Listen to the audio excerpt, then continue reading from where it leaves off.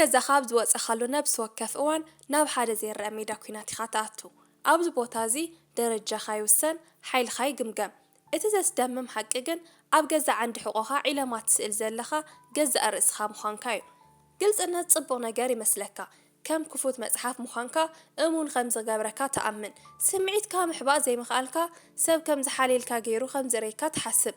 ማኪያቬሊ ግን ዓሻ ይብለካ። ካብ ዘመናት ቀዲሙ ከምዚ ኢሎ ጠንቂቑና እዩ።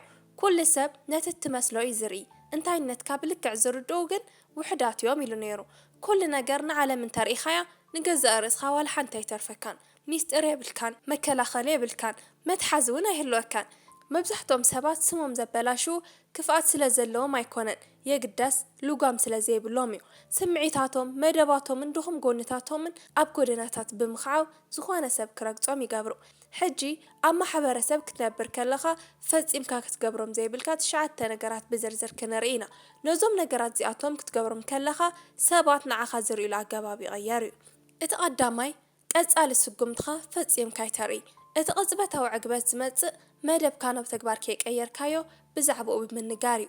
ቢዝነስ ክጅመር እየ፣ ጅም ክኣቱ እየ፣ ክሓድጉ እየ ትብል። ነዚ ትብሎ ዘለኻ ነቲ ስራሕ ከይሰራሕካዮ ነቲ ናይ ዓወት ስምዒት ወይ ዶፓሚን ንኽትረክብ ኢልካ ኢኻ። ማኪያቬሊ ግን ነቲ ኣብዚ ዘሎ ስልታዊ ጌጋ ይፈልጦ እዩ። ሓሳብካ ክትገልጽ ከለኻ ንጸላእትኻን ነቶም ዝቐንኡልካ ኣዕሩኽትኻን ንዓኻ ዝዕንቅፍሉ ካርታ ትህቦም ኣለኻ። ሽቶኻ ኣብ ዝገለጽካሉ ግዜ ነቲ ሽቶ ንምውቃዕ ዘድሊ ሓይሊ ተባኽኖ ኣለኻ። ኣእምሮኻ ነቲ ስራሕ ከም ዝሰርሖ ጌርካ ትጥብሮ ኣለኻ። እቲ ዝኸፍአ ድማ ንመወዳድርትኻ ተበራብሮም ኣለኻ። ሮበርት ግሪን ከም ዝጸሓፎ ንሓሳባትካ ሕብኣዮ፣ ሰባት እንታይ ትሓስብ ከም ዘለኻ እንተዘይፈሊጦም መከላኸሊ ከዳልዎ ይኽእሉን እዮም። ከዓግቱኻ ክቋርጹኻ ይኽእሉን። ብህድኣት ተጓዓዝ፣ ውጽኢትካ ይጨድር። ን6 ወርሒ ተሰዊሩ ብሓድሽ ግዝኣት፣ ብሓድሽ ኣካል፣ ብሓድሽ ህይወት ዝምለስ ሰብ ዘፍርሕ ሓይሊ ኣለዎ። ምንም ምልክታ የለን፣ ተጸበዩኒ ዝብል ነገር የለን፣ ተግባር ጥራይ። ስጉምትኻ ክትእውጅ ከለኻ ፍቓድ ትሓትት ኣለኻ። እወ ጽቡቕ እዩ ኢሎም ከረጋግጹልካ ትጽበ ኣለኻ። ምሕታት ኣቋርጽ። ኣንበሳ ዝጓዝም ድሕሪ ምቕታል እምበር ቅድሚ ምህዳኑ ኣይኮነን። ብትሪ ክትርአ እንተደሊኻ ኣፍካ ዕጸሞ፣ ስራሕካ ኣትርር። ንሳቶም እንተደልዮም ይገምቱ፣ ይዛረቡ። እቲ ናቶም ምህዞ ካብቲ ሓቂ ዝዓበየ ስእሊ ክሰኣለልካ እዩ። ነዚ ናይ ክእለት ሚስጥር ምእንቲ ናይ ድራር ጭብጨባ ኢልካ ይተባኽኖ። ካልኣይ ምምራር ኣቋርጽ። ብዛዕባ ጸገማትካ ፈጺምካ ይተማርር። እዚ ኣብ ባህሪ ወዲ ሰብ ልሙድ ዝኾነ ድኽመት እዩ። ደኺመ ኣካየዲ ስራሐይ ዓሻ እዩ፣ ቁጠባይ ተባላሹ እናበልካ ይተማርር። ሓደ እኳ ግዲ ዝገብረልካ የለን። እቶም ግዲ ዝገብረሎም ዝመስሉ ሰባት እውን ብናትካ ስቓይ ሕጉሳት እዮም ዝኾኑ። ምኽንያቱ ነቲ ናቶም ህይወት ዝሓሸ ገይሮም ንኽሓስቡ ስለ ትሕግዞም ዘለኻ። ኣብ ቅድሚ ሰብ ክትማር ከለኻ ክልተ ነገራት ትገብር ኣለኻ። ቀዳማይ ምቁጽጻር ከም ዝሰኣንካ ተኣምን ኣለኻ። ግዳይ ናይ ኩነታት ከም ዝኾንካ፣ ከምታ ብንፋስ እትወዛወዝ ቆጽሊ ምዃንካ ተርኢ ኣለኻ። ሓያላት ሰባት ኣየማርሩን፣ ነቲ ኩነታት ይቕይርዎ ወይ ይጻወርዎ። ካልኣይ ንሰባት ብኣሉታዊ ስምዒትካ ወይ ኔጌቲቪቲ ተጨንቖም ኣለኻ። ቫምፓየር ናይ ሓይል ትኾኖም ኣለኻ። ሰባት ብትሕትና ኣሕሲሞም ኣጆኻ ክብሉኻ ይኽእሉ እዮም፣ ኣብ ውሽጦም ግን ካባኻ ይሃድሙ። ከም ትሑት ደረጃ ዘለዎ ሰብ ይቖጽርኻ። ማኪያቬሊ ሰባት ብተፈጥሮ ካብ ሓዘን ከም ዝሃድሞ ዝተብሂሉ እዩ። ሰባት ናብ ሓይሊ፣ ናብ ህይወት፣ ናብ ዓወት እዮም ዝሰሓቡ። ጸገማትካ ከም ከቢድ ካቦት ለቢስካ ትዞር እንተኾንካ ሰባት መንገዶም ክቕይሩ ከለዉ ኣይትገረም። እዚ ማለት ስምዒትካ ሓቢእኻ ሒዝካዮ ተቐመጥ ማለት ኣይኮነን። ንኣማኻሪኻ ኣዘራርቦ። ቴራፒስት እንተሃልዩካ ንቴራፒስትኻ ኣዘራርቦ። ንዓለም ግን ኣይትንገር፣ ንመሳርሕትኻ ኣይትንገር። ንዓለም ህይወትካ ይቃጸል እንተሃለወ እውን ህዱእ ኩን። ጣልያን ስፕሬዛቱራ ዝብልዎ ጥበብ እዚ እዩ። ነቲ ኸቢድ ነገር ቀሊል ጌርካ ምቕራብ። ነቲ ንኸቢድ ጾር ዝስከም ሰብ ዝወሃብ ኣኽብሮት ዓሚቕ እዩ። ከመይ ኣለኻ ክብልኻ ከለዉ ፍሽኽ ኢልካ ኩሉ ሰላም እዩ ትብል ሰብ ኩን። ሳልሳይ ንቁጣዕኻ ተቖጻጸር። ቁጣዕ ስምዒት እዩ፣ መጥቃዕቲ ግን መሳርሒ እዩ። ፍልሊ ኣለዎም። ኣብ ቅድሚ ሰብ ቁጣዕኻ ክትቆጻጸር ምስ እትስእን ኣብ ኣሳሳይ ክትግዕር ከለኻ ወይ ኣብ ጽቕጥቅጥ ትራፊክ ምስ ካልእ መራሒ መኪና ክትበኣስ ከለኻ ሓይሊ ተርኢ ኣለኻን ብቐሊሉ ከም እትዝወር ኢኻ ተርኢ ዘለኻ። ሓደ ዘይትፈልጦ ሰብ ኣብ ትራፊክ ስለ ዝቐደመካ ጥራይ ናብ ዝግዕር ህፃን ዝቕይረካ እንተኾይኑ ንስኻ ሓራ ኣይኮንካን፣ ባርያ ስምዒታትካ ኢኻ። ማኪያቬሊ ልኡል ክፍራሕ ኣለዎ፣ ግን ፈጺሙ ክጽላእ የብሉን ኢሉ መኺሩ እዩ። ስምዒትካ ምቁጽጻር ምሳን ንዕቀት ይፈጥር። ንገዛእ ርእሱ ክቆጻጸር ዘይኽእል ሰብ ንዝኾነ ሰብ ክቆጻጸር ኣይክእልን። ብቁጥዓ ክትብትን ከለኻ ኣበየ ናይ ቦታ ከም ዝትንክፈካ ተርእዮም ኣለኻ ሓደ ዝተረኣቐ ጸላኢ ነቲ ሓበሬታ መዝጊቡ ይሕዞ ድሕሪኡ ድማ ንዓኻ ንምጥፋእ ይጥቀመሉ ከም በረድ ዝመስል ኣረኣያ ተለማመድ እቲ ናይ ቁጣዕ ሓዊ ኣብ ደረትካ ክነድድ እንተተሰሚዑካ ሽዑ ኢኻ ክትዝሕል ዘለካ ኣይትዛረብ ዋላ ሓንቲ ኣይትግበር እቲ ሰብ ብስቕታኻ ክጭንቕ ግበሮ ንሱ ጽልኡ ተጸቢዩ ጽልኢ ምስ እትኽእልኦ ድማ ምስ ገዛእ ርእሱ ክበኣስ ይጅምር ንሱ ዓሻ ይመስል ንስኻ ድማ ዘይትትንከፍ ትመስል ራብዓይ ኣገዳሲ እንተዘይኮይኑ ይቕረታ ይትሕተት ኣብ ባህሊ ይቕረታ ኢና ነብር ዘለና ቦታ ስለ ዝሓዝና ሕቶ ስለ ዝሓተትና ርእይቶ ስለ ዝሃብና ይቕረታ ንሓትት ይቕረታ ስለ ዘሸገርኩኻ ይቕረታ ግን ከምኡ ይመስለኒ ንብል ነዚ ኣቋርጾ ይቕረታ መረጋገፂ ገበን እዩ ምልክት ተኣዛዝነት እዩ ጌጋን ዘይኮነ ነገር ይቕረታ ክትሓትት ከለኻ ደረጃኻ ተውርድ ኣለኻ ንዓለም ኣነ ካብኻ ታሕቲ እየ ኣብ ስለ ዘለኹ ይቕረበልለይ ትብላ ኣለኻ ማኪያቬሊ መራሒ ጌጋ ዘይብሉ ክመስል ከም ዘለዎ ይፈልጥ ነይሩ ከም ሰብ መጠን ትጋገ ኢኻ እንተኾነ ግን ይቕረታኻ ነቲ ብሓቂ ዝበደልካዮ ሰብ ጥራይ ኣቐምጦ ንኣብነት እንተ ደኣ ደንጊኻ ይቕረታ ስለ ዝደንጎኻ ይትበል ስለ ዝጸናሕኹምኒ የመስግን በል ፍሉይ ሓሳብ እንተሃልዩካ ይቕረታ ኣይሰማማዕኒ ኣይትበል ኣነ ብኻልእ መገዲ እየ ዝርእዮ በል ኣሰቢልካሉ ዶ ነቲ ፍልሊ እቲ ቀዳማይ ምሕረት ምልማን እዩ እቲ ካልኣይ ግን ሓቂ ምንጋር እዩ ልዕሊ መጠን ይቕረታ ምሕታት ድኹምን ኣብ ርእስኻ ዘይትተኣማመንን ከም ዝኾንካ የርእየካ ሰባት ኩሉ ጌጋ ኣብ ልዕሊኻ ከም ዝጽዕኑ ይዕድም ነቲ መዓልታዊ ጎንፅታት ብትብዓት ተጋጠሞ ህላዌኻ ንኽተረጋግጽ ፍቓድ ክትሓትት የድልየካን እዩ ሓምሻይ ፋይናንሳዊ ኩነታትካ ትሕት ይበል ልዕል ንሓደ እኳ ኣይተርኢ ገንዘብ እቲ ዝለዓለ ነርቪ ወዲ ሰብ እዩ ድኻ ከም ዝኾንካ እንተርእኻ ዓለም ብንዕቐት ክትርእየካ እያ ኣብ ዓለም መኪያቬሊ ድኽነት ከም ሓጥኣት እዩ ዝቑፀር ክእለት ከም ዘይብልካ እዩ ዘርኢ ሰባት ካብ ውድቀት ይሃድሙ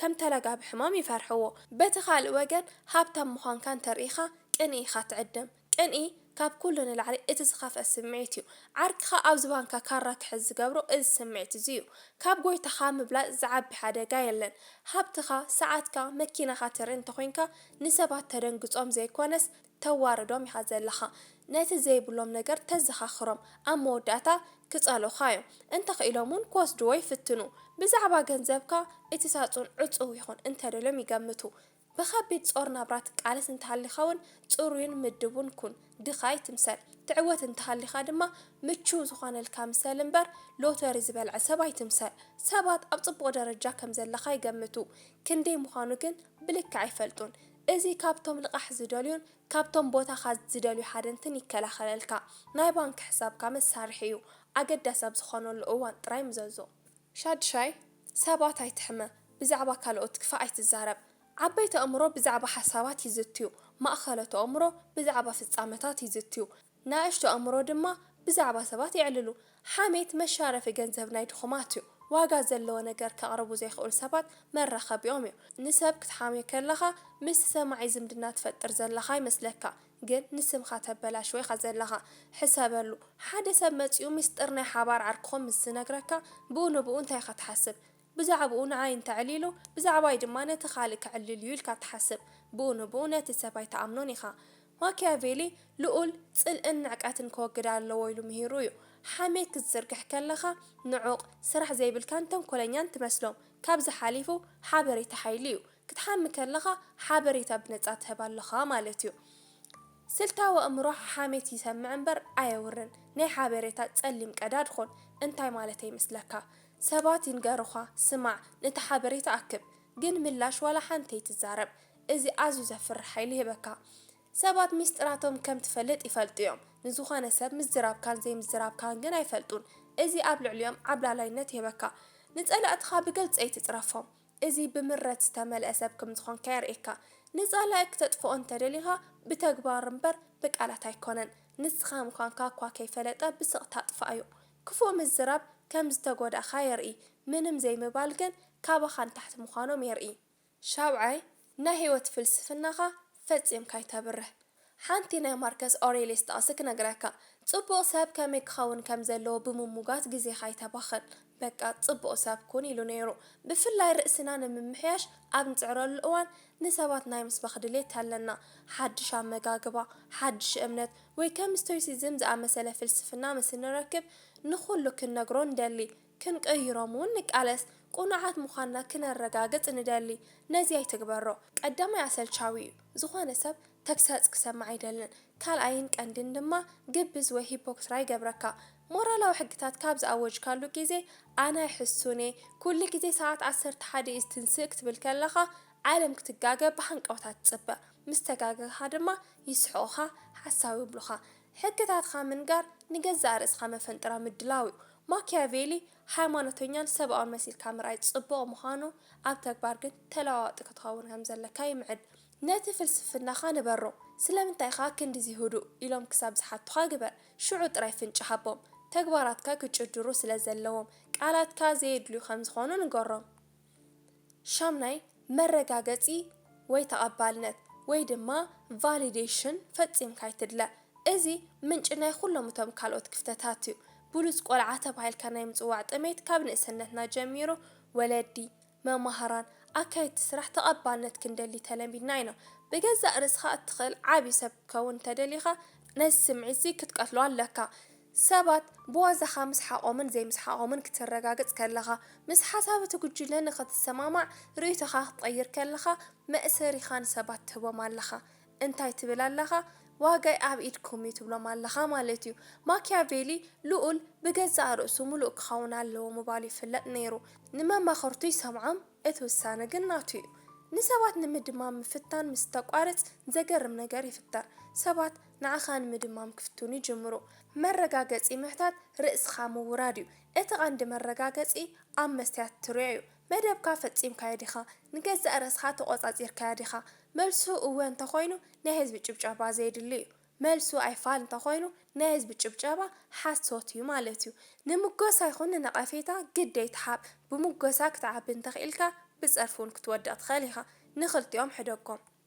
ታሽዓይ ድኹም ጎንኻ ወይ ስንኻ ይተርኢ ዘመናዊ ስነ ልቦና ወይ ድማ ሞደርን ሳይኮሎጂ ተኣፋፊ ወይ ቨልነራብል ክትከውን ብዛዕባ ቁስልታትካ ክትዕልል ኣብ ቅድሚ ሰብ ክትበኪ ነግረካ ነዚ ጅግንነት ይብልዎ ማኪያቬሊ ግን ርእሰ ቅትለት ይብሎ ተኣፋፊ ንምዃን ግዜን ቦታን ኣለዎ እሱ እውን ኣብ ውሽጢ ገዛኻ ምስቶም ንነብስኻ ክርእዩ መሰል ዘለዎም ሰባት ጥራይ እዩ ኣብ ማሕበራዊ ሚድያ ኣብ ቤት ጽሕፈት ወይ ኣብ ቀዳማይ ናይ ፍቕሪ ቆፀራ ኣይኮነን ዓለም ናይ ቴራፒ ቦታ ኣይኮነትን ነቲ ዓሚቕ ናይ ርእሰ ዘይምትእማንካ ንቁስሊ ንእስነትካን ፍርሓትካን ንዓለም ክትነግራ ከለኻ ንዓኻ ዘፍርሱሉ ካርታ ትህቦም ኣለኻ እንታይ ከም ዝጎድኣካ ትነግሮም ኣለኻ ሓደ ሰብ ነዚ ምስ ዝሰምዕ ነዚ ሰብዚ ክቆጻጸሮ እንተደልየ ሓዲገ ከም ዝኸይድ ምፍራሕ ጥራዩ ይሓስብ ንሓይልኻ ክትቀበሉ ኣለካ ንኣጋንንትኻ ክትጋጠሙም ኣለካ እወ እዚ ግን እትገብሮ ኣብ ጸልማት ኣብ ውሽጢ መንፈስካ እዩ ናብ ብርሃን ክትወጽእ ከለኻ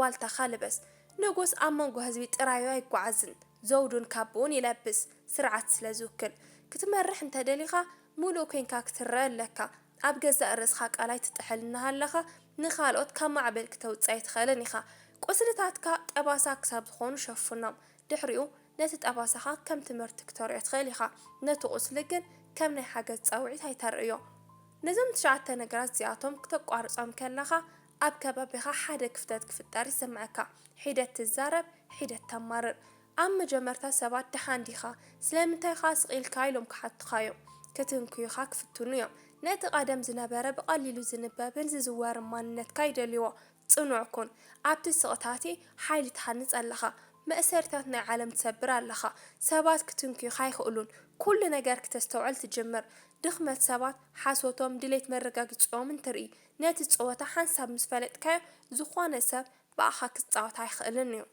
ማኪያቬሊ ነዚ ዝመሃረ ክፉእ ሰብ ንኽትከውን ዘይኮነስ ውፅኢታዊ ንኽትከውን እዩ ኣብ መንጎ ኣትማን ንኽትነብር እዩ ዓለም ዓውያ እያ ኩሉ ሰብ ረኣዩኒ ኣረጋግፁለይ እናበለ ይፅውዕ ንስኻ ግን እቲ ስቕ ኢሉ ዝቆመ ዝዕዘብ ካርቱኡ ሓቢኡ ዝጓዓዝ ሰብ ኩን እቲ ዓውያ ምስ ቆመ እቲ ውሽጣዊ ድምፅኻ ይጅምር ነዚ መልእኽቲ እዚ እንተፈቲኻዮ ላይክ ስድራ ናይ ዝቁም ነገር ቻነልና ተዘይኮንካ ድማ ከምዚኦም ዝበሉ ጠቃምቲ ቪድዮታት ንክበጽሑኻ ሰብስክራይብ ብምግባርን ናይ ደወል ምልክት ብምንካእን ኣባል ስድራ ቤትና ይኹኑ ይቀኒለይ